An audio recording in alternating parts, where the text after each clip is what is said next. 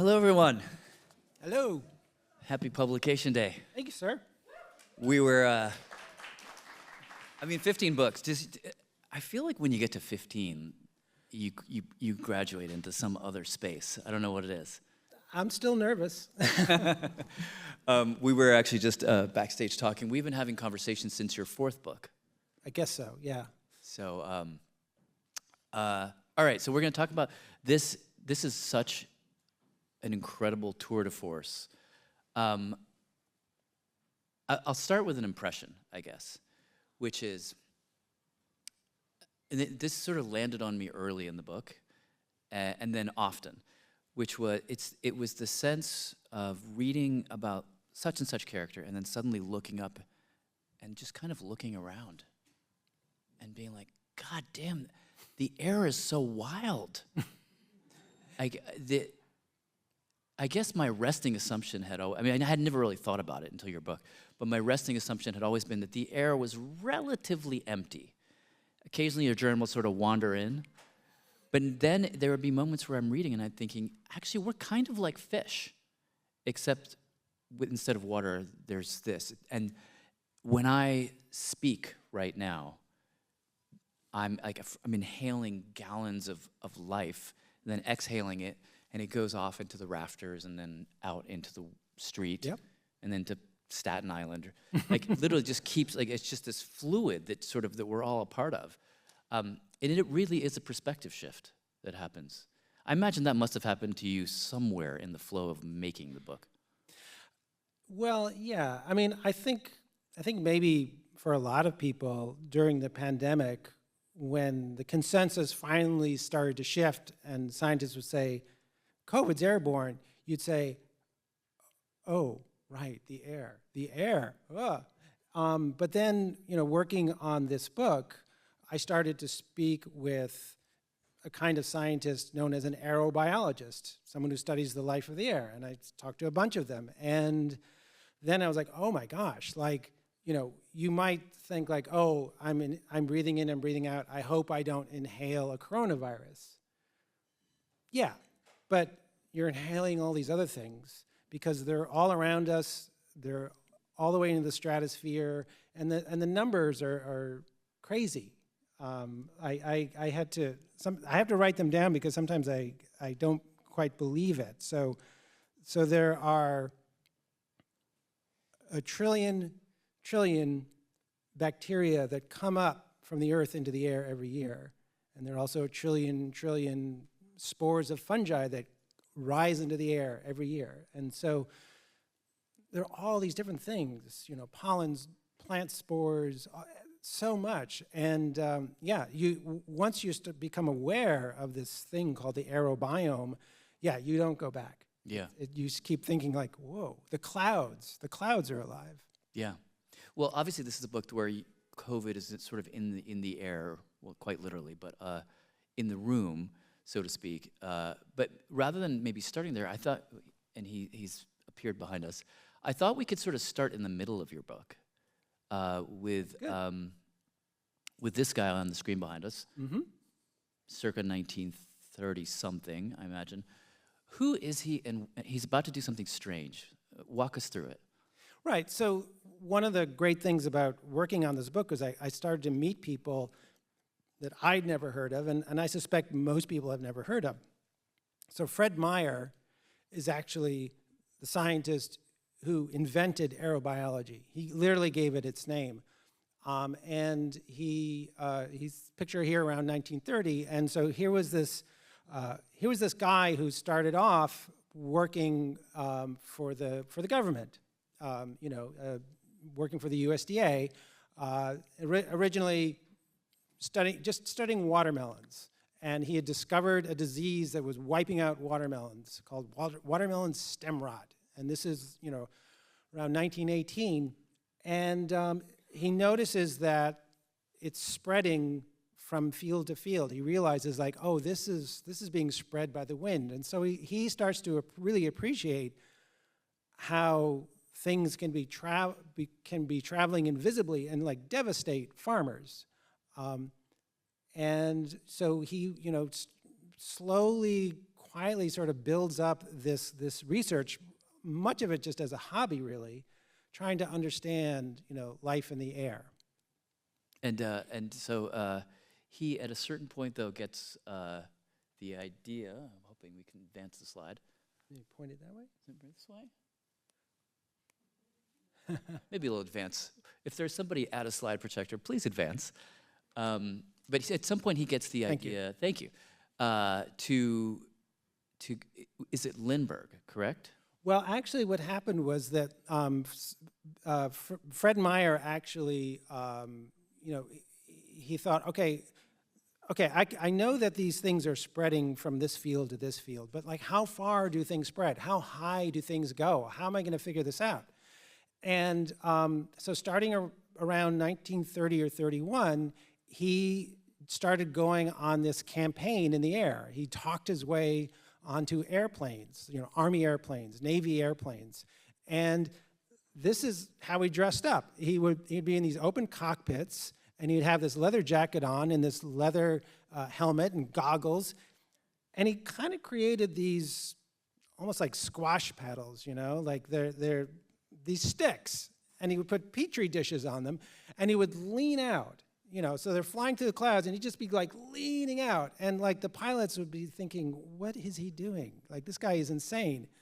They didn't know what to do with him. But then he would come down, and then he would land, and then, these petri dishes would grow stuff. He would be discovering things in the air, and he actually was able to find things 18,000 feet in the air, setting a record. So he was, again, totally on his own time. He was charting life way higher than anyone thought, and it was becoming clear that maybe life could spread hundreds or maybe thousands of miles. And so he needed to get into even bigger flights, even longer flights, and that's when he found out about the Lindberghs. Okay, so we saw them just a second ago. So when he was with the Lindberghs flying, first of all, where did he fly? And when he stuck his squash paddle with a petri out of the cockpit, what sorts of things did he catch? So Meyer was sort of flying around in the United States. They're just, there'd be these short hop flights, going, for example, just over Washington, D.C., or over Texas or something like that. And so he was finding lots of things in the air, including really devastating, crop diseases. There's this thing called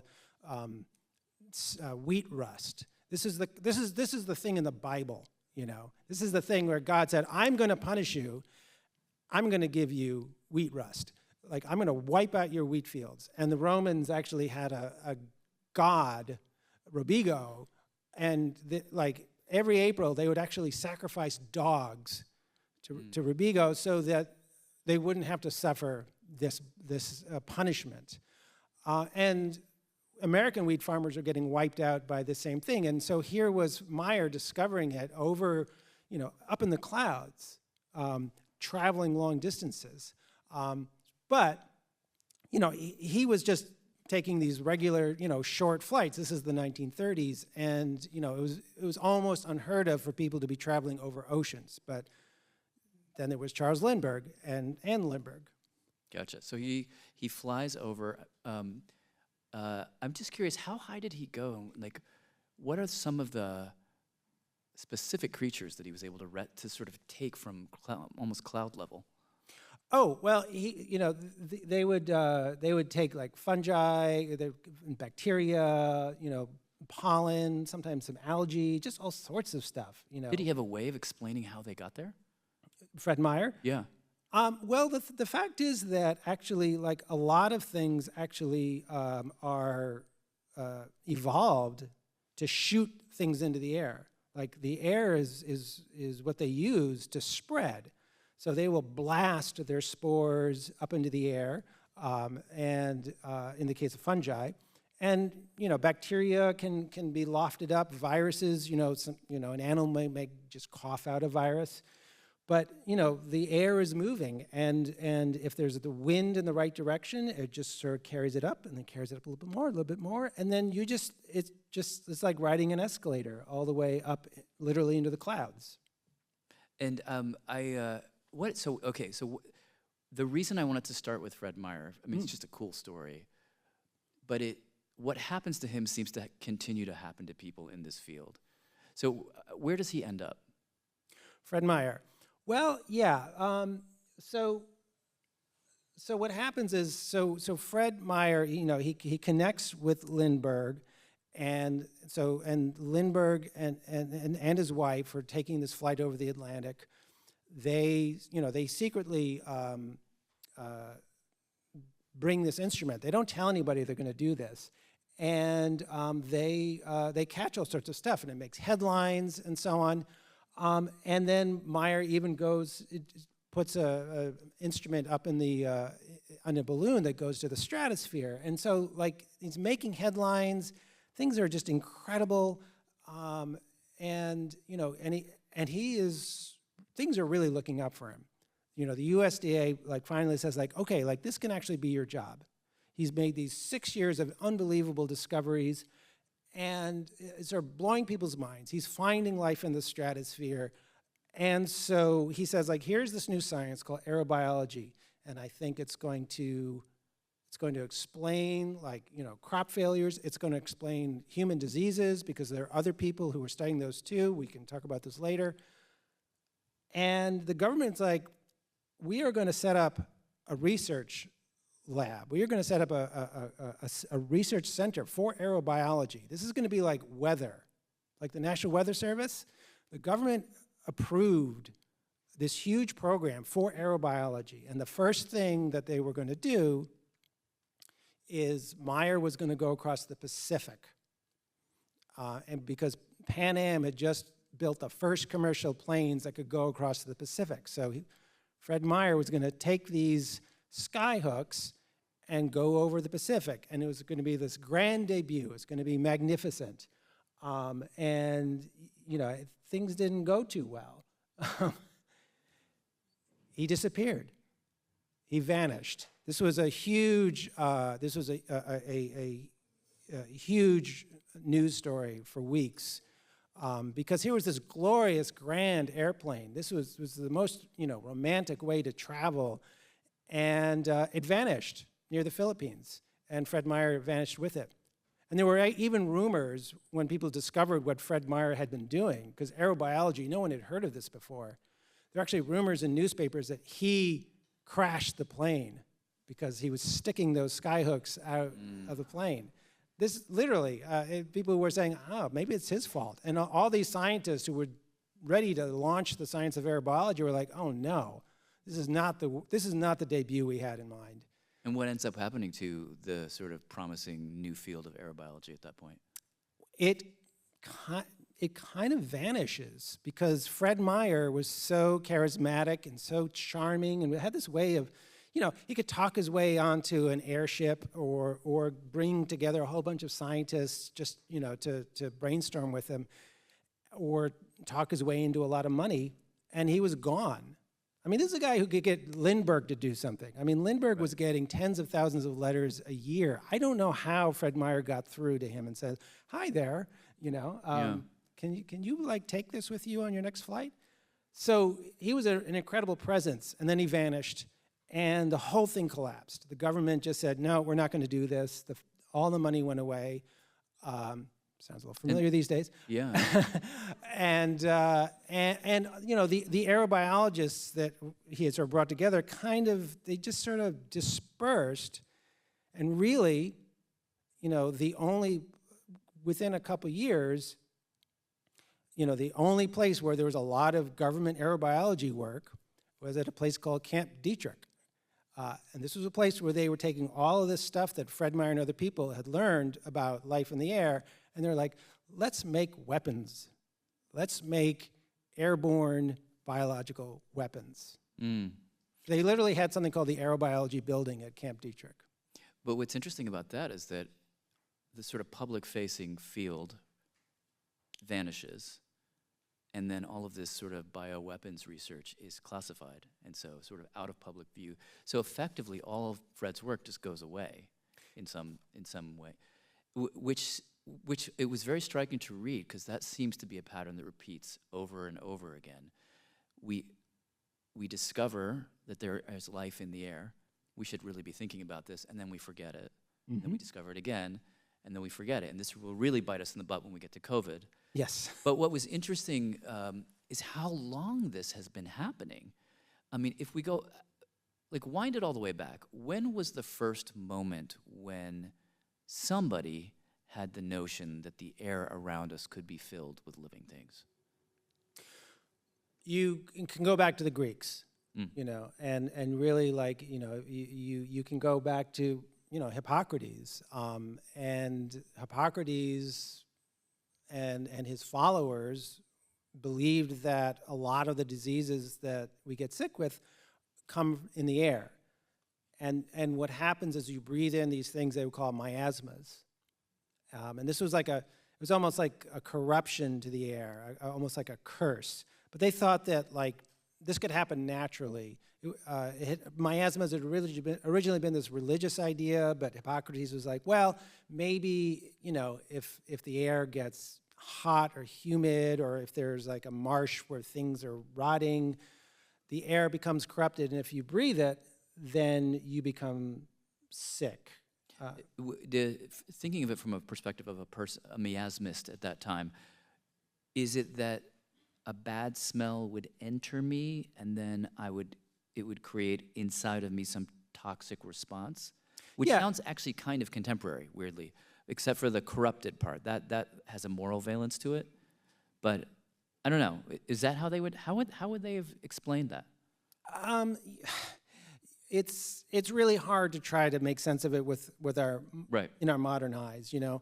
But because you have to remember that, you know, your body was made up of humors, and those humors were composed of the elements, and so air was an element, you know. And so if there was a corrupt air that you brought in, then that disturbed the humors, and so then your body was sort of kind of out of whack. I see. But you know, Hippocrates would say that, like, well, this explains why, like, a bunch of people in one place, young and old, might all get sick at once. Right. He didn't really think, like, oh, there's one person who's sick and then another person who's sick and another, like it's going from person to person. He thought just the air would kind of waft along and just hit everyone. And how would they describe, in that moment, again, I'm asking you to use your sort of literary imagination in answering this. Like, okay, someone just sneezed, right? Imagining it's 1529 or something, and my friend comes over and they sneeze, and then the next day I sneeze. It seems to me pretty easy to connect the dots. Oh, well, that sneeze maybe led to my sneeze. Maybe there. So how would they have explained a common cold where there's no stench at all in the room? Look, they took it as a given, you know. They, like, and certainly by the 1500s. You know, even in the in the early United States, you know, in the 1790s, you know, Philadelphia gets slammed with a terrible yellow fever outbreak. It's horrific. Thousands of people are dying. George Washington, like, gets out of there as fast as he can. It's awful. And, you know, the leading doctor, Benjamin Rush, is, like, just explaining to everybody, you know, this is caused by bad air, by essentially a miasma. He believed there was a sack of old coffee on a pier, and it poisoned the air, and then the air just sort of carried that along, and then everyone got yellow fever from that. You know, this is not like superstition. This is like Benjamin Rush, like the most important doctor in the United States at the time, like a product of the Enlightenment. Like, the miasma and that sort of idea was going incredibly strong even then. Yeah. And it's, I mean, it's interesting to hear about this, because in light of what we now know, I think to myself, maybe the right intuition, but the wrong, right? But it's not completely wrong. It's sort of a little bit right. it's heading in a direction, but then the explanation that sort of comes into the room seems a little silly. But it seems to me, again, easy enough to sort of take out the word corruption and put in the word germs or something like that. And then you're like, okay, now that's a theory that has some, that seems right.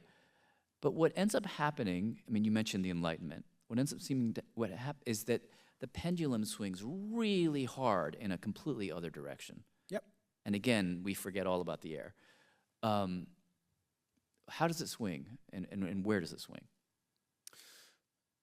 There are people who are looking through microscopes, even in the 1600s, and they're seeing little things, little squirmy things. They call them animalcules. You know, we call them bacteria or other microbes. And by the early 1700s, there are a few people who are saying, like, I think that these are causing these diseases.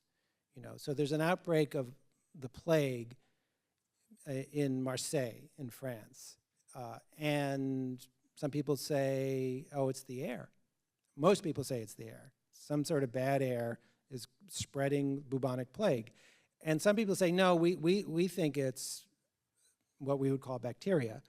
And everyone just laughs at them. Like, where's your proof? Like, you're looking through a microscope and you see little things, like, but like they couldn't prove that this bacteria was causing this disease. And so it really did go on for, you know, I'd say almost 200 years of this sort of fight. So there you had these people who believed in microbes causing disease. There were the contagionists and the miasmatists, and they were just having it out. And finally, you know, people like Louis Pasteur really kind of started to lock in, like, actually, here's the evidence that, you know, particular things can cause particular diseases. But the thing was, like, cholera might be spread in the water. So bacteria in the water, you know, syphilis, sex. There'd be other diseases that were spread by bacteria in food. Yellow fever, I mentioned. It's spread by a virus in mosquitoes. None of that's the air. So basically, literally, there are people saying, like, the air is fine. You don't have to worry about what's coming out of a patient's breath. And so that was the new consensus, which was, you know, we think of the germ theory as being, like, true, and it is. But as you say, like, the pendulum swung so far over that there really wasn't much room for the idea that things could travel through the air and make you sick because you breathed them in. It's just, there wasn't room for it, and that locked in. And because one of the things that's interesting is when the pendulum swung, there was a kind of vitriol in the dispensing of the miasmas. And how do you explain that? I mean, I'll pull up another slide. This fellow right here. Yeah. How do you explain a statement like this? Yeah. So Charles Chapin, he's I wouldn't say he's a villain of the book, but because he's a really you know, he was a good scientist. He was trying to keep people healthy. He was in charge of public health in Providence, Rhode Island, and the thing was, like, in the 1870s, like, he went to medical school here in New York, and he was told everything's from the air. You know, air is just infection itself. That's how he put it, how he remembered it. And so then he, you know, saw these developments in Europe, and he's like, come on, like, this is it. The germ theory, this is going to keep us safe. And so when he gets in charge in Providence, Rhode Island, in the late 1800s, he sets up a microbiology lab, which is, like, really revolutionary. And he stomps out disease all over the place in Providence. Like, people were escaping death thanks to Charles Chapin. And he very much, you know, he would call this idea that, like, you know, the air would be corrupted because there was, like, waste on the ground or what have you. What used to be miasmas, he liked to call it the filth theory. And he said the filth theory is done. We're over with this.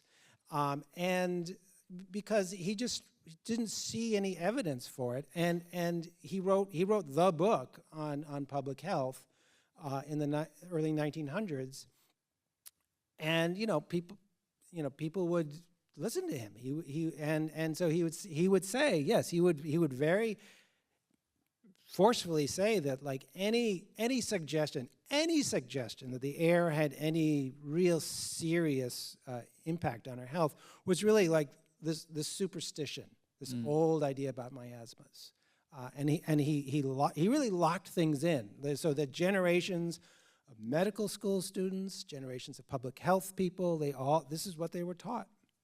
It's interesting. It's almost, I think this might be too on the nose, but I'm going to say it. It's almost like the miasma got a miasma in a way. It's like the stench got this sort of the stench of superstition got attached to an idea that actually did have some scientific merit to it.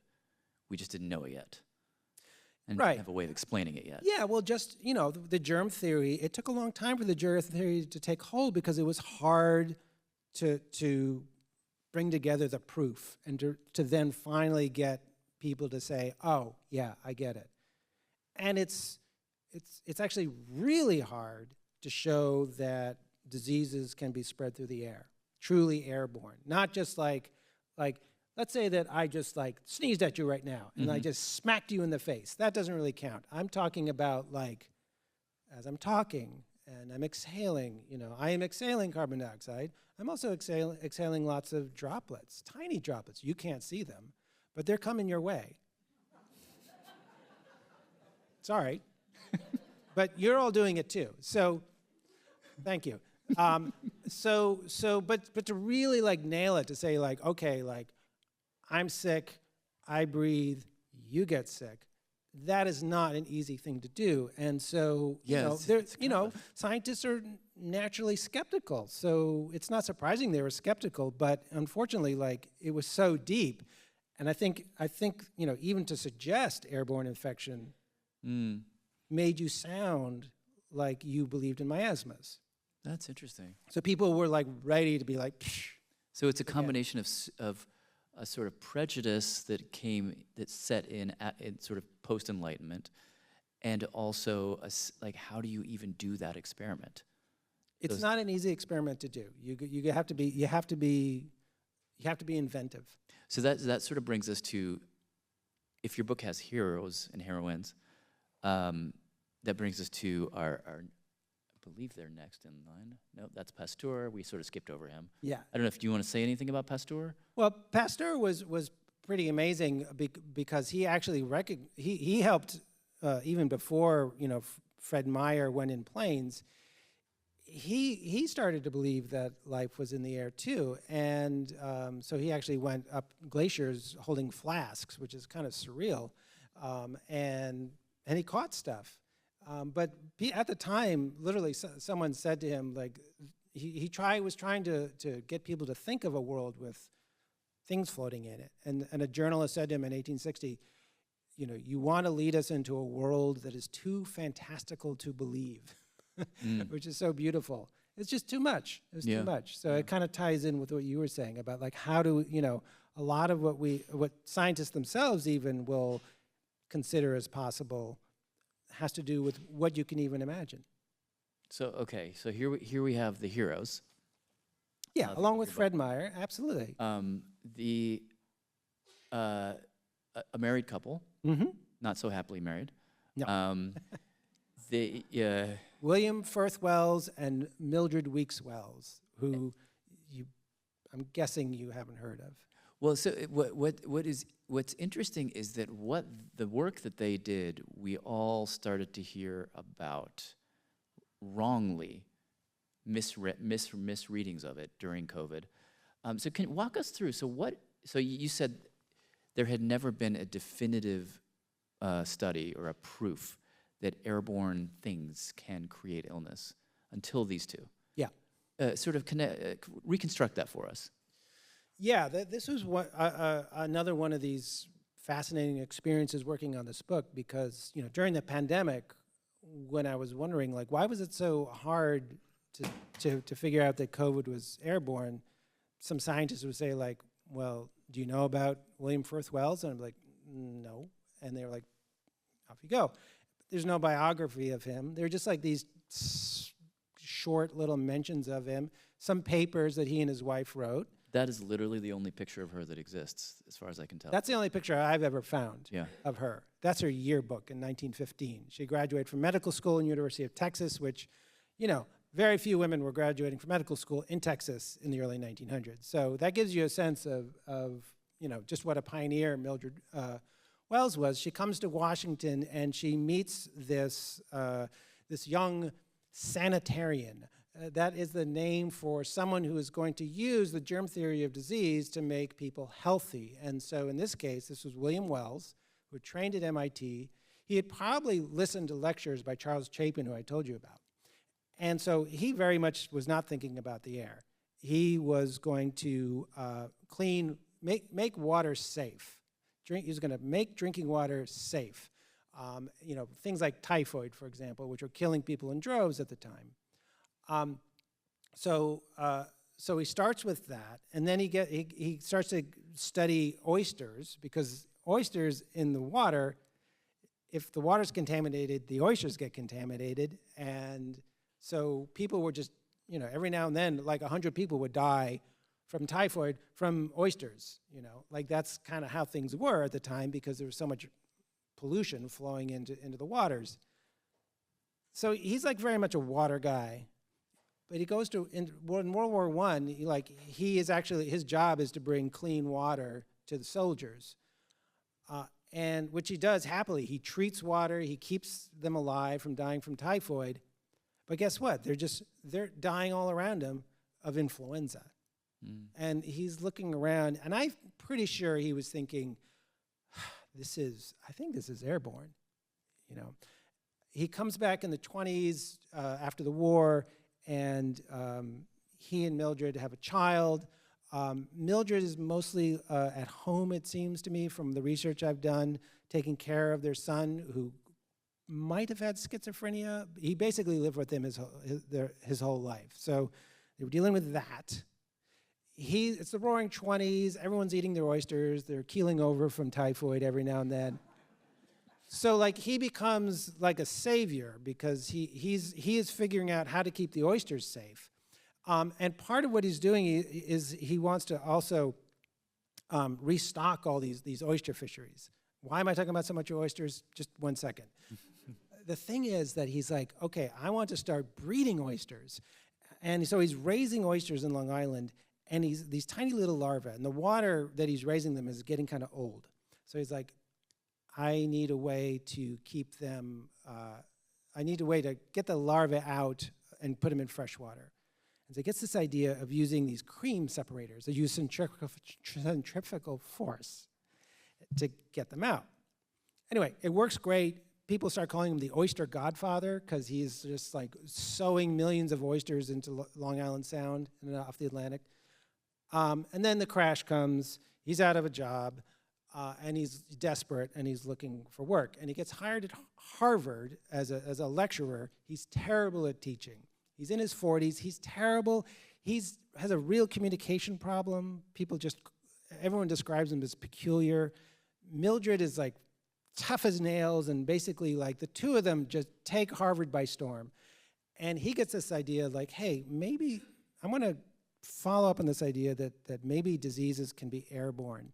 Maybe there are bacteria and viruses in the air. And he develops this whole theory that the droplets that we exhale, they don't just fall to the ground, they float. And if they float and if we inhale them, then we can get sick. He really formulated that. And one way to show that there were indeed these microbes in the air was he took that machine for oysters, and he converted it into something he called the air centrifuge, and actually started to capture things from the air. And is this so? I think you're tiptoeing us up to this absolutely fascinating diagram. Yeah. So basically, at Harvard, he's able to demonstrate this. It's headlines everywhere. Everybody was like, "Whoa, influenza, all these things are airborne. And they even start killing things in the air with ultraviolet light. They show all of this. This is, again, nothing new. But then things start to fall apart for them. The marriage starts to fall apart. People are they just get tired of the Welleses. They don't like their ideas. And people just start ignoring them. And so in the 1950s, they're desperate. Harvard fires them, then Penn fires them. It's a mess. And so the last great thing that William Wells tries to do to really nail it is to show that tuberculosis is airborne. And he finally was able to do it at a VA hospital in Baltimore, where TB patients would be taken to a ward and the air would be pumped up here, and then there are guinea pigs in the room above. And the guinea pigs would breathe the air, and they got tuberculosis. And what's incredible is they got it. So the sick person's down there. Sick person's down, breathing out the. So this is in the late 1950s in Baltimore. And so the centrifuge that you were talking about with the oysters is pulling the air. No, what's happening is it's just being pulled up there, but then they would have a centrifuge up there to be able to sample the air. So that would be a way to just say we're detecting air. But in this case, they were actually also using guinea pigs to show that you could actually cause a tuberculosis infection. So this proved finally, conclusively, that a disease is airborne, tuberculosis. And people will accept that tuberculosis, at least, is airborne. And it can go a long way. That's one of the reasons that tuberculosis is so terrible. It still kills over 1 million people a year. When they would hit the air with ultraviolet light, the guinea pigs were fine.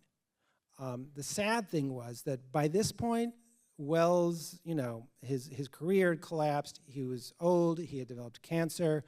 He actually collapsed at his home in Delaware and had to be taken to the nearest VA hospital because he was a veteran.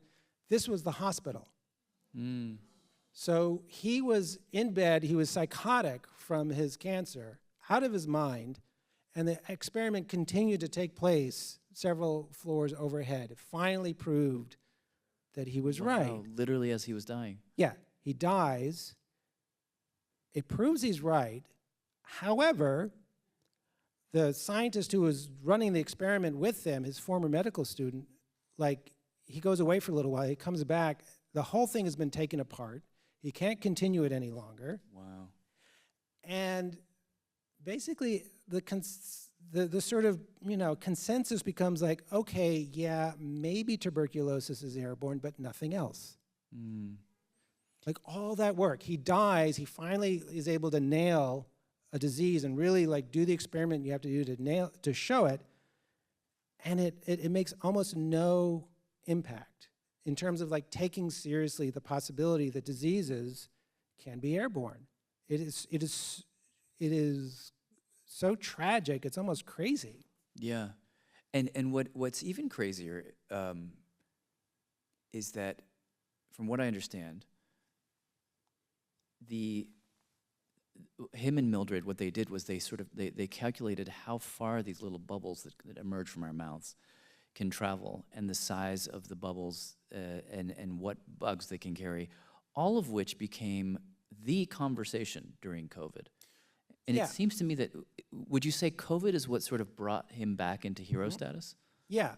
So what's weird is that the thing is that tuberculosis in particular is kind of unusual in the sense that the bacteria have to get all the way into your very fine tips of your lungs, and it's really tiny in there. And so the droplets have to be smaller than 5 microns to get in there. So somehow, in this weird way, places like the Centers for Disease Control, the World Health Organization, somehow said, oh, that means that airborne diseases can only be spread by droplets that are smaller than 5 microns. And so since lots of droplets are bigger than that, then you don't have to worry about it. It was just this, and there were, physicists who would look at this and say, this is crazy, this makes no sense. And they started to get involved in airborne infection in the early 2000s. So COVID comes along, and we're trying to figure out, how are we going to deal with this? And But, just to sort of like Yeah. ground us in the insanity of that moment, one day we're scrubbing our vegetables. yeah, I next- was. I assume you were. Like The next "Oh day my gosh." we are wearing a mask. Then we're told, Yeah. don't wear a mask. We take the mask off. And they say, put the mask back on. We say that. And then it's like 2 feet, 3 feet, 6 feet, whatever it was. We have that whole thing. So we have our tape measures out. Yeah. And then somewhere along the way, the ghost of Wells steps in and walks into the room. Yeah, the ghost of Wells returns, more William than Mildred, because Mildred pretty much got erased in her own lifetime, unfortunately, which is the fate of many women in science. But they equally had done incredibly important work to lay down this theory of airborne infection. So a few people had rediscovered the Wellses, and they were saying, they were like, hey, folks, since the 1930s, we've known that the evidence has been here that we need to take this seriously. And everybody else is like, so this is actually a tweet that the World Health Organization sent out because they were concerned about this meme that was spreading saying that COVID was airborne. And they're like, COVID is not airborne. They would say that. They explicitly said that in March 2020. COVID is not airborne. Stop it. And I can understand why they were saying that, because they were working from this paradigm that had been wrong for decades. And so there was this incredible battle during the COVID pandemic, to try to shift the consensus.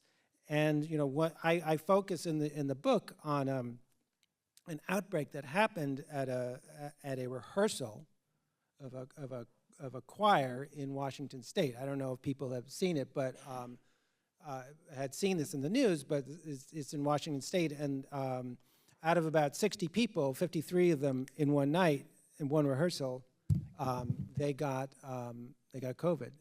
And so that it became a way to show, kind of in real time almost, these ideas of the Wellses really mattered for our survival.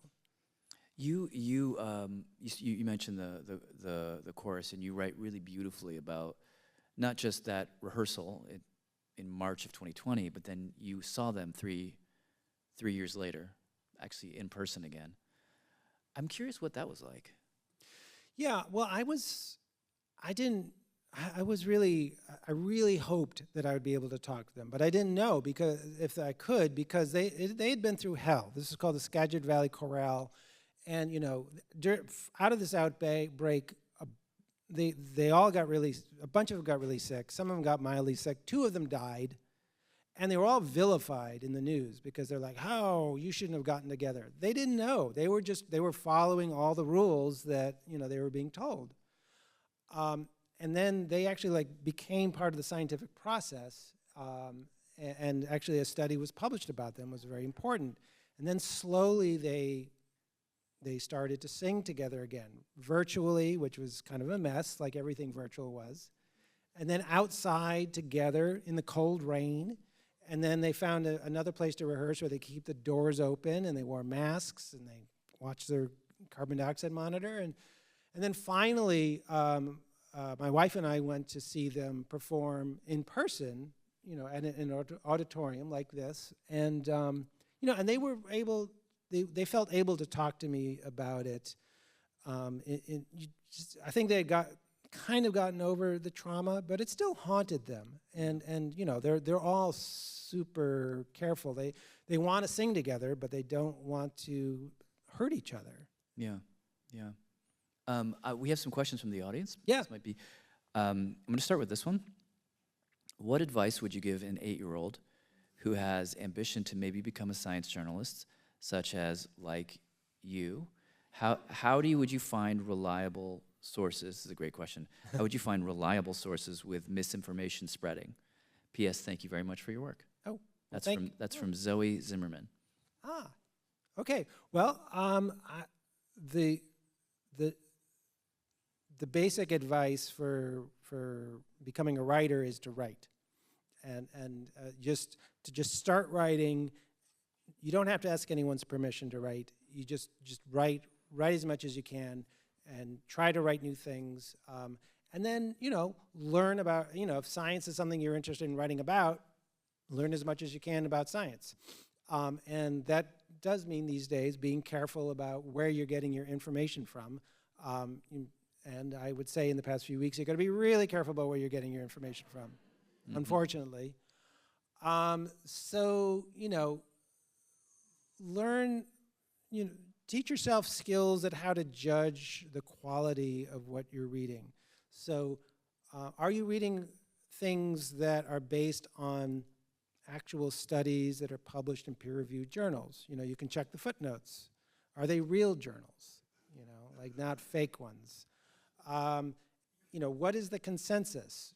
Maybe you're reading about something and the scientific society has some statements about it. Climate change, for example. There are places where you can read that climate change is not real. Climate change is real. And you can check the National Academy of Sciences or the Royal Society and so on for that. Yeah, and sort of, and really kind of go from there. I mean, it's, I don't know, it's a great job.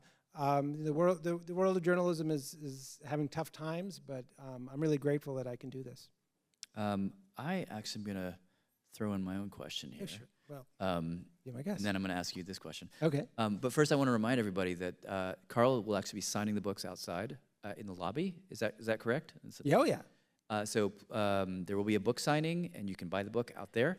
Here, I have a question for you. So in writing this book, what were you personally trying to work through? And I don't mean you as an author. I mean you as a human, as a dad, as a resident of the tri-state area. Just you. Wow, me. What questions were you pursuing? Personal questions. So it does come back to the seed definitely is in the pandemic. It didn't seem like it should be that hard to figure out how COVID spread. I didn't understand. I mean, sequencing its genome, I get it, that's hard. Figuring out the 3D structure of its proteins, making a vaccine, those things are hard. Does it spread on your shopping bags or when I'm talking to you? Like, that didn't seem like it should be hard. And so I was just trying to I was literally really just trying to understand that question. And I just went back and back and back and back. And then I realized, like, oh, I need to like understand this whole story. This is a large story that I hadn't understood. And I really just wanted to be able to, how do I tell this story to myself? And that's what I think the book is. Gotcha. What do you think about RFK Jr.'s cabinet appointment?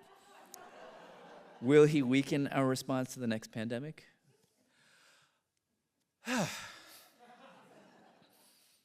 Well,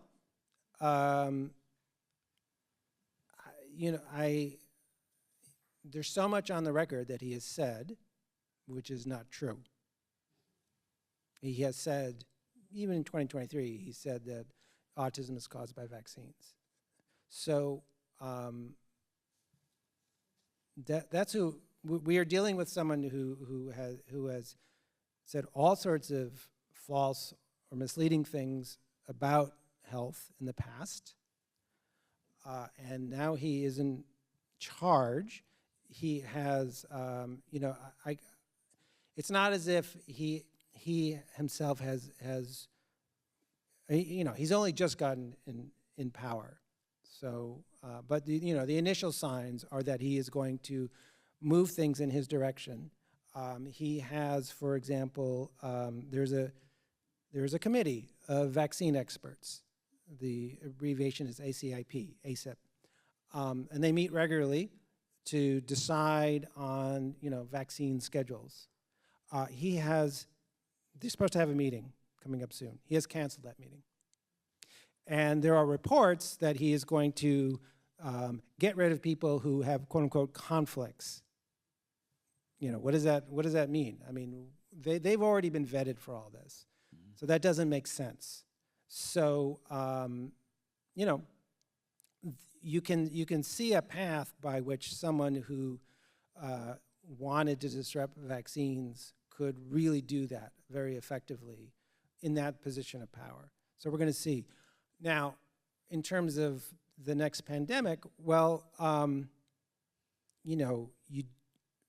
pandemics start in one country and go to other countries.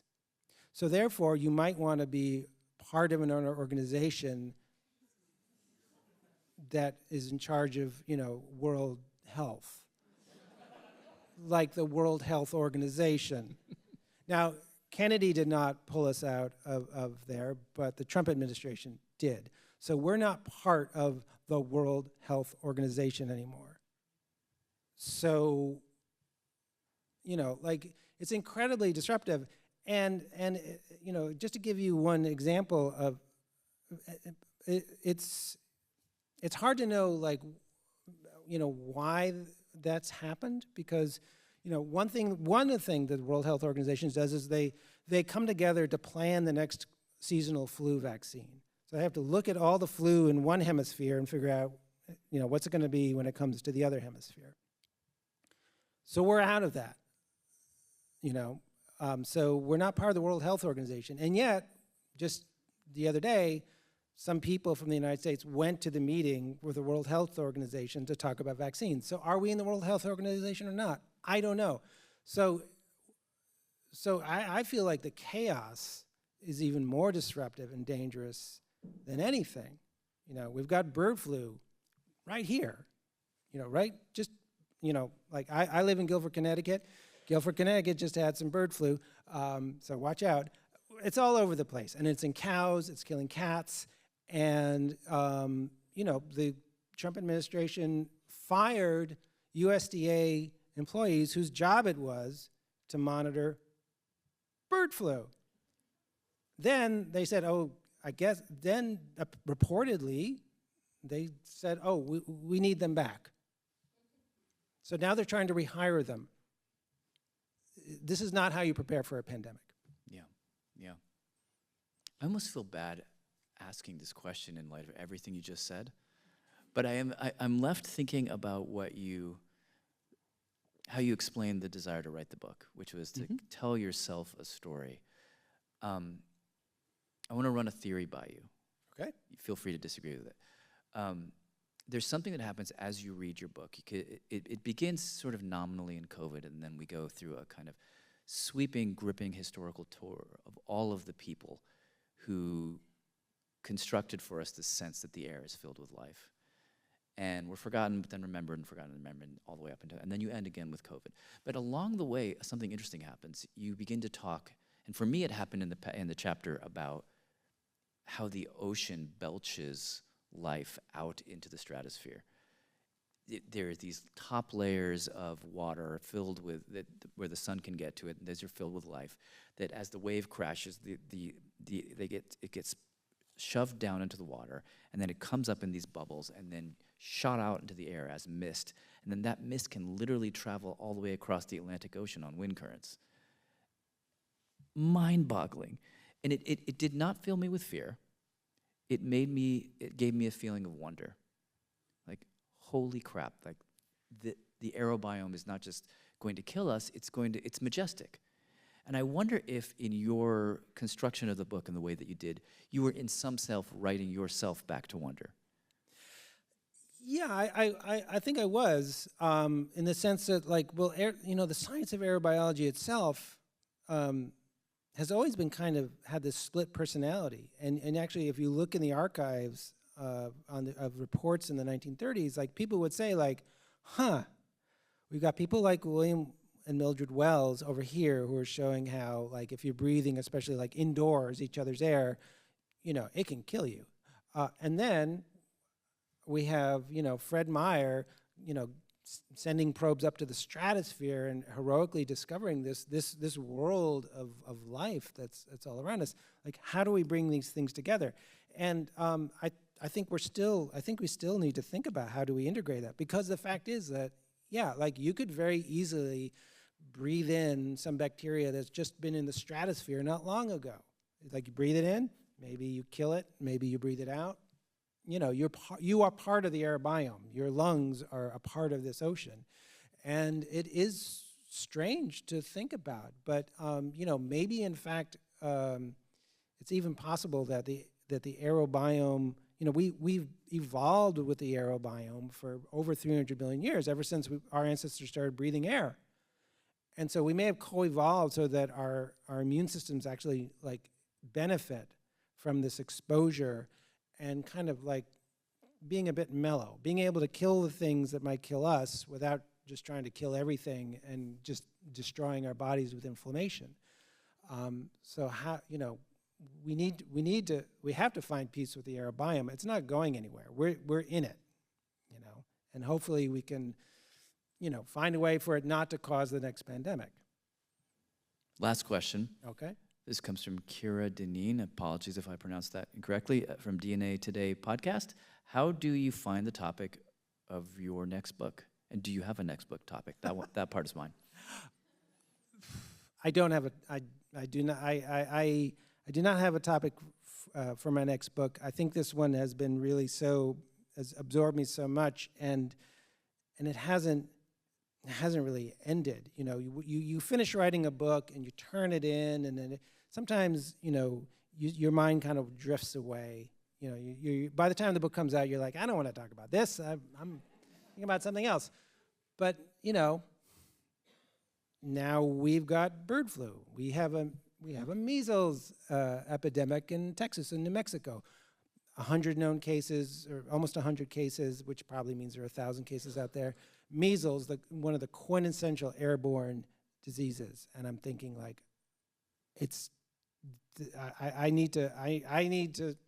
I need, unfortunately, to sit with this for a while longer, because I think that, you know, the aerobiome is not done with us, and it's definitely not done with me. So there's a sequel is what you're saying. Oh, I hope not for all of us. Well, Carl, I just want to thank you for your work. As our 8-year-old Zoe said, I want to thank you for your work. I know for a lot of us, certainly for me, you, Ed Yong, were the people that got me through COVID. You were the people I turned to. I can only imagine that was exhausting for you, but your work has been a gift. So thank you. Please give it up for Carl. Thank you.